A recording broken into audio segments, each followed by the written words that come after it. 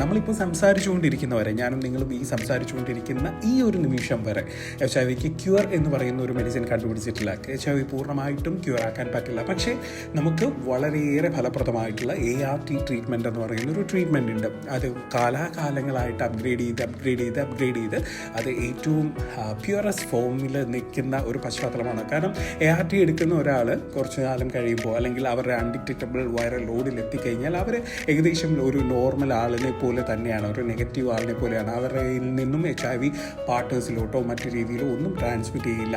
വൈറലിലൂടെ undetectable ആയിട്ട് നിൽക്കണം എന്ന് മാത്രം. അതിനെന്താണ് ചെയ്യേണ്ടത്? കൃത്യമായിട്ട് മരുന്ന് കഴിക്കണം. നമ്മൾ പറയുന്ന കാര്യങ്ങളെല്ലാം ചെയ്യണം. ഈ മദ്യപിച്ചുകൊണ്ട് മരുന്ന് കഴിക്കരുത്, ഇങ്ങനെയുള്ള കുറേ കാര്യങ്ങളൊക്കെ, ഡ്രഗ് റെസിസ്റ്റൻസ് വരാത്ത രീതിയിലുള്ള കാര്യങ്ങളെല്ലാം ചെയ്യണം.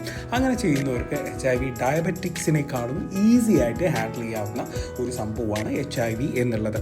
അപ്പോൾ ഞാൻ ഇന്ന് ഈ വീഡിയോ ഇവിടെ ചെയ്യുന്നത് HIVയുടെ ഏറ്റവും അഡ്വാൻസ്ഡ് ആയിട്ടുള്ള ട്രീറ്റ്മെൻറ്റ് എന്താണ്, ഇന്ത്യയിൽ അത് പുതിയൊരു ട്രീറ്റ്മെൻറ്റ് സ്റ്റാർട്ട് ചെയ്തിട്ടുണ്ട്, അതിൻ്റെ കാര്യങ്ങളും അതിൻ്റെ അപ്ഡേഷൻസും, പ്രത്യേകിച്ച് ഞങ്ങളുടെ ഹോസ്പിറ്റലും ഒക്കെ അത് സ്റ്റാർട്ട് ചെയ്തിട്ടുണ്ട്.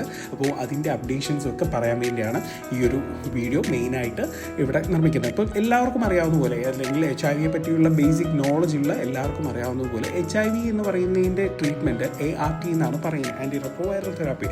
അത് കാലാകാലങ്ങളായിട്ട് 3 മരുന്നുകളുടെ കോമ്പിനേഷനിലാണ് ഈ HIV ട്രീറ്റ്മെൻറ്റ് വരുന്നത്. ഞാൻ ഒരു കാര്യം കൂടെ ഒന്ന് സൂചിപ്പിച്ചോട്ടെ. ഞാൻ ഇതിനു മുമ്പ് പല വീഡിയോസിലും പറഞ്ഞിട്ടുള്ള കാര്യമാണ്. HIV 1982-83 കാലഘട്ടങ്ങളിൽ ഇത് കണ്ടെത്തുന്ന സമയത്ത്, അല്ലെങ്കിൽ ഒരു 90കളുടെ ആദ്യമൊക്കെ തുടക്കത്തിലുമൊക്കെ HIV പോസിറ്റീവ് ആയിട്ടുള്ള ഒരു വ്യക്തി കഴിച്ചുകൊണ്ടിരുന്ന ഒരു ദിവസം 27 പരം ഗുളികകളാണ്.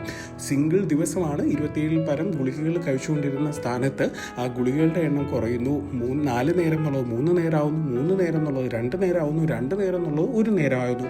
അതിനുശേഷം 2500 mg ഒക്കെ ഉള്ള ഗുളിക അത് 2500 നിന്ന് 2000 ആവുന്നു, 1200 ആവുന്നു, 650 ആവുന്നു. ഇപ്പോൾ ഗവൺമെൻറ്റിൽ 650 വന്ന് നിൽക്കുന്നു. നമുക്ക് 165 mg തൊട്ട് ഞങ്ങൾക്ക് ഇവിടെയുണ്ട് സീറോ സൈഡ് എഫക്റ്റ് ഡ്രഗിൽ.